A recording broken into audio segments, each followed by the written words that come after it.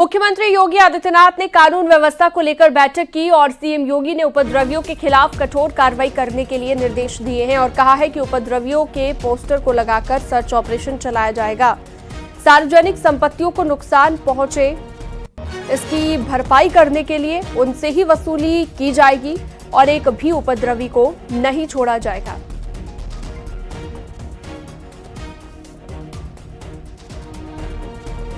तो मुख्यमंत्री योगी आदित्यनाथ की ओर से सोशल मीडिया साइट एक्स पर यह पोस्ट किया गया है। इसके अलावा संभल हिंसा पर भी मुख्यमंत्री योगी आदित्यनाथ सख्त नजर आए हैं। नुकसान की भरपाई भी उन्हीं से वसूल की जाएगी, किसी भी उपद्रवी को नहीं बख्शा जाएगा, सख्ती से कार्रवाई की जाएगी, ये मुख्यमंत्री ने निर्देश दिए हैं। संभल हिंसा में 1 करोड़ की संपत्ति का नुकसान, बलवाइयों ने नष्ट की है 1 करोड़ की संपत्ति, उपद्रवियों से नुकसान की वसूली करेगा प्रशासन। ये एक बड़ी जानकारी इस वक्त मिल रही है। प्रशासन ने नुकसान का आंकड़ा जारी कर दिया है और उपद्रवियों से ही वसूली की तैयारी की जा रही है।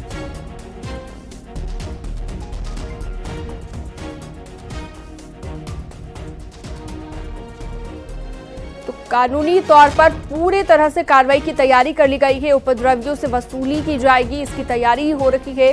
हिंसा में 1 करोड़ की संपत्ति का नुकसान पहुंचा है और उपद्रवियों से ही नुकसान की वसूली की जाएगी। ये मुख्यमंत्री योगी आदित्यनाथ की तरफ से सीधे तौर पर निर्देश दे दिए गए हैं। संभल हिंसा में 1 करोड़ का नुकसान हुआ है और सरकार की ओर से बेहद सख्ती इस मामले में दिखाई जा रही है। संभल की अगर बात करें तो यहाँ पर आप देखिए किस तरह से पत्थरबाजी हुई, हंगामा खड़ा हुआ। एएसआई की टीम जब सर्वे के लिए पहुंची थी तो उस दौरान यह हंगामा देखने को मिला था और उसके बाद से ही यहां पर पुलिस की तैनाती कर दी गई, सुरक्षा बेहद कड़ी कर दी गई और 1 करोड़ का नुकसान यहां पर बताया जा रहा है कि संभल हिंसा के दौरान हुआ। किस तरह से पत्थरबाजी करते हुए लोग नजर आए थे। सुनील कुमार जुड़ गए हैं फोन लाइन पर ज्यादा जानकारी और अपडेट के साथ। सुनील, अभी क्या लेटेस्ट अपडेट है मामले में? बताया जा रहा है 1 करोड़ का नुकसान हुआ है और इसकी भरपाई भी उपद्रवियों से ही, पत्थरबाजों से ही की जाएगी। जी, मैं आपको बता दूं 24 नवंबर को संभल में जो हिंसा हुई थी उसमें वो सरकारी और प्राइवेट संपत्ति के नुकसान का आकलन प्रशासन ने कर लिया है। करीब 1 करोड़ की संपत्ति है जिसमें वाहन है, बाइक है, कार है, सीसीटीवी कैमरे हैं और बिजली के तार हैं। ये वो सारी संपत्ति है जिसमें आगजनी की गई, तोड़फोड़ की गई। बलवाइयों ने तोड़फोड़ का नंगा नाच किया था। प्रशासन ने पूरी संपत्ति का आकलन कर लिया है और 1 करोड़ की संपत्ति की वसूली इन बलवाइयों से संभल का प्रशासन करेगा। जी, ऐसा ही मुख्यमंत्री का निर्देश है कि संभल के बलवाइयों के साथ किसी बलवाई को बख्शा नहीं जाए, सभी के खिलाफ कार्रवाई हो और संपत्ति के नुकसान की वसूली हो, जिसके लिए संभल का प्रशासन काम कर रहा है। जी ठीक है सुनील, बहुत शुक्रिया तमाम जानकारी विस्तार से देने के लिए।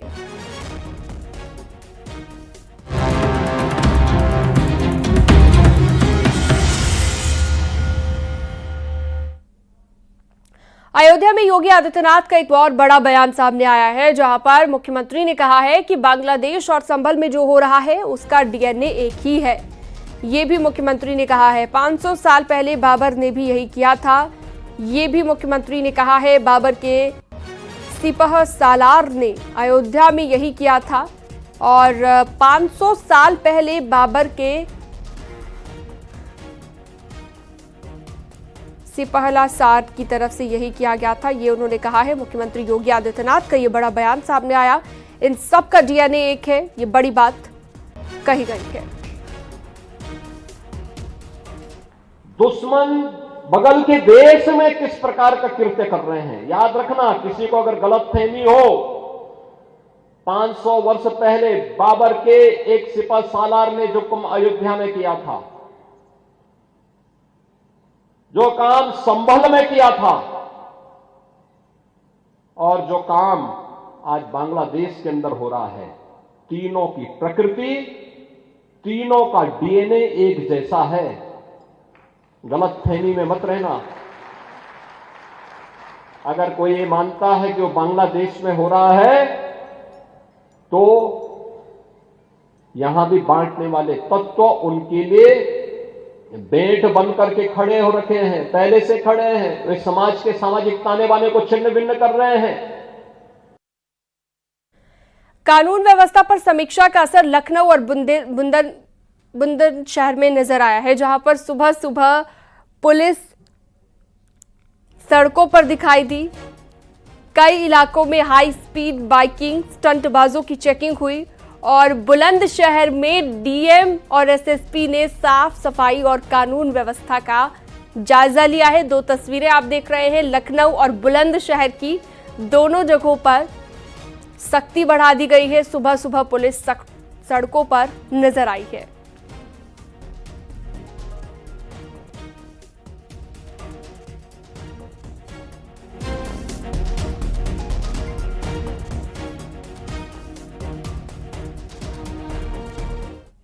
बांग्लादेश के मामले में देवकी नंदन ठाकुर ने संयुक्त राष्ट्र के महासचिव के नाम एक पत्र लिखा है और कहा है कि बांग्लादेश सरकार हिंदुओं पर हो रहे अत्याचारों को रोकने में विफल रही है। देवकी नंदन महाराज ने बांग्लादेश के मामले में संयुक्त राष्ट्र से हस्तक्षेप करने की भी अपील की है। तो बांग्लादेशियों भूलो मत, जिन हिंदुओं की वजह से तुम्हें यह आजादी मिली है, उन्हीं हिंदुओं की वजह से फिर तुम्हें कहीं दूसरे दिन न देखने पड़ जाएं। उससे डरना, उससे डरना। हम किसी का बुरा नहीं चाहते, लेकिन कोई हमारा बुरा कर दे ये हम होने नहीं देंगे, ये हम होने नहीं देंगे।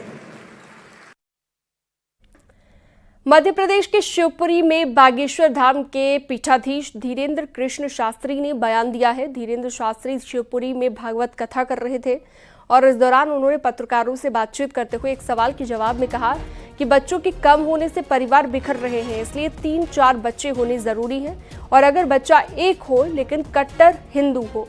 उन्होंने कहा कि वैसे बच्चों की संख्या जरूरी नहीं है, क्वांटिटी नहीं बल्कि क्वालिटी पर ध्यान होना चाहिए और एक ही बच्चा हो लेकिन कट्टर हिंदू हो। तो आपको क्या ना मानना, एक बात हम और बोलना चाहेंगे, क्वांटिटी से ज्यादा क्वालिटी होनी चाहिए। बच्चा एक हो लेकिन कट्टर हिंदू हो। क्वांटिटी भी चाहिए पर क्वालिटी भी चाहिए। क्वालिटी चाहिए, कट्टर हिंदू। 14 ना हो, 4 हो, 3 बच्चे 4 बच्चे इसलिए जरूरी है कि परिवार का विखंडन हो रहा, परिवार खत्म हो रहा, ना चाचा का सुख मिल रहा, ना बुआ का सुख मिल रहा, ना मौसी का सुख मिल रहा है, ना ताऊ का सुख मिल रहा है। ये सब जो एक बच्चे होने में, 2 बच्चे होने में ये सुख खत्म हो रहा है। इसलिए 4 बच्चे इसलिए जरूरी है। चाचा भी होना चाहिए, भतीजा भी होना चाहिए, बुआ भी होनी चाहिए, मासी भी होनी चाहिए, ये सुख खत्म ना हो जाए। इसीलिए 4 नहीं 14 हो, पर क्वांटिटी तो हो, क्वालिटी भी हो कि वो कट्टर हिंदू।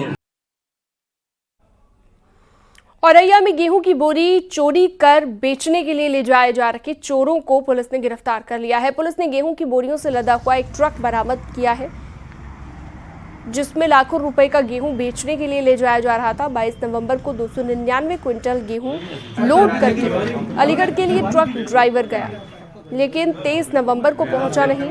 ड्राइवर का फोन भी बंद आ रहा था। सूचना के बाद औरैया पुलिस ने मामले की जांच शुरू की और पुलिस की टीम को खुलासे के लिए लगा दिया। पुलिस ने ट्रक को बरामद करते हुए आरोपी जगदीश रविंद्र सर्वेश को पश्चिम बंगाल के बराकपुर से गिरफ्तार कर लिया है।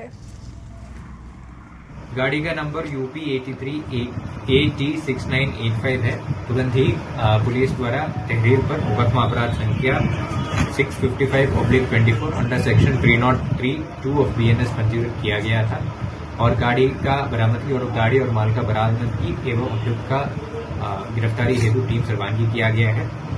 तीन अभियुक्त सर्वेश फाटक पुत्र अजय कुमार, जगदीश नारायण पुत्र गेंदालाल और रविंद्र सिंह पुत्र किशोरी लाल को, तीनों को वेस्ट बंगाल में गिरफ्तार किया गया है।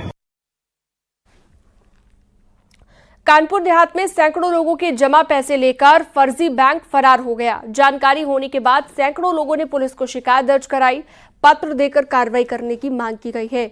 मामला रसूलाबाद कस्बे का बताया गया। बैंक ने लोगों का सेविंग अकाउंट खुलवाकर पैसा जमा करना शुरू कर दिया। लोगों ने बताया कि 2 साल पहले बैंक का कार्यालय विकास नगर के वार्ड नंबर 3 में था। फिलहाल पुलिस मामले की जांच पड़ताल में जुटी हुई है। प्राइवेट बैंक थी यूसीसी करके, जिसके मैनेजर असलम थे। असलम के माँ बाप उल्टा पब्लिक के ऊपर ये एप्लीकेशन देने आए कि हमारे घर पे पत्थरबाजी कर रही पब्लिक, जबकि ऐसा खुद उनके घर 4 कैमरा लगे हैं, लेकिन पैसा गया और पब्लिक को इनके माँ बाप परेशान कर रहे हैं। कौन सी बैंक थी? LUC। ये कहाँ पे स्थित थी? वार्ड नंबर 5 विकास नगर। अच्छा, जितने लोग आए हैं सभी का पैसा गया? सबका पैसा गया। तकरीबन कितना लोगों का होगा? हर दुकानदार का है, खाता खुला था।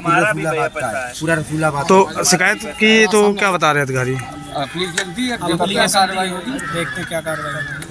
कार्रवाई अगर नहीं हो पाती तो क्या करेंगे फिर उसके लिए? ऊपर तक जाए, कोशिश करेंगे पैसा वापस हो क्या हो। सुल्तानपुर में प्रेमी प्रेमिका ने एक साथ जहर खाकर जान देने की कोशिश की है। दोनों को गंभीर हालत में अस्पताल पहुंचाया गया, जहां पर डॉक्टर ने लड़की को मृत घोषित कर दिया। वहीं लड़की को गंभीर हालत में जिला अस्पताल रेफर किया गया। घटना दोस्तपुर थाना क्षेत्र की है। लड़का प्राइवेट कॉलेज में गाड़ी चलाता था और उसी कॉलेज में पढ़ने वाली छात्रा से उसका अफेयर चल रहा था। शादी करने को लेकर दोनों के बीच झगड़ा हुआ था और इसी के बाद दोनों ने जहर खा लिया। एक युवक और एक युवती ने जहर खा लिया था, जिसमें से लड़के की मृत्यु हो चुकी है और लड़की अभी उपचाररत है। परंतु इस संबंध में दोनों ही पक्षों से अभी तक कोई भी जानकारी या कोई सूचना थाने पर नहीं मिली है। ये हमें अदर सोर्सेस से ज्ञात हुआ है। अगर सोनभद्र में लड़की के साथ गैंगरेप की एक घटना सामने आई है। इस मामले में पुलिस ने पीड़िता की शिकायत के आधार पर आरोपियों के खिलाफ मामला दर्ज कर लिया है। आरोप यह है कि जंगल में ले जाकर 4 दिन तक बंधक बनाकर 5 आरोपियों ने गैंगरेप की वारदात को अंजाम दिया। 5 आरोपियों को गिरफ्तार कर लिया गया है। पुलिस मामले की जांच में जुटी है। पीड़िता के माता पिता ने थाने में शिकायत दर्ज कराई थी कि उनकी बेटी 1 दिन पहले से लापता है। पुलिस ने लड़की की गुमशुदगी की रिपोर्ट दर्ज करके तलाश शुरू कर दी है। मंगलवार को पीड़िता को पुलिस ने बरामद कर लिया। उससे पूछताछ उसने अपनी बीती पूछताछ के बाद बताई है। की गुमशुदगी अंकित की गई थी। वह दिनांक 3/12 को बरामद हो गई। बरामद होने के बाद उसने थाने पे एक प्रार्थना पत्र दिया, जिसमें उसने नीरज यादव सहित 5 लोगों पे आरोप लगाया कि इन लोगों ने उसके साथ गलत काम किया है। गांव के लोगों से कहना है कि नीरज यादव से उसके पहले के संबंध थे। उसके इस प्रार्थना पत्र पे मुकदमा पंजीकृत कर लिया गया है। 5 लोगों की गिरफ्तारी हो गई है। गाजियाबाद में NH-24 पर किसानों के गुट ने जाम लगा दिया। नोएडा में किसानों की गिरफ्तारी का विरोध किया गया और महरौली गांव के पास प्रदर्शन किया गया। पुलिस ने तुरंत कार्रवाई करते हुए जाम को हटवाया और किसानों को हिरासत में लिया गया। रुक जाओ, बैठ जाओ, यहीं बैठ जाओ, रुक जाओ, ना नहीं, जिंदाबाद जिंदाबाद। नोएडा में 0 पॉइंट पर भारी संख्या में पुलिस बल तैनात है। किसानों ने दलित प्रेरणा स्थल पर धरना देने का ऐलान किया था। आपको बता दें कि देर रात पुलिस ने 0 पॉइंट से 34 किसानों को गिरफ्तार किया था। गिरफ्तारी के बाद से नाराज किसानों ने जगह जगह पर धरना प्रदर्शन किए जाने का ऐलान किया था, जिसे देखते हुए आज सभी जगह पर भारी संख्या में पुलिस फोर्स तैनात की गई है।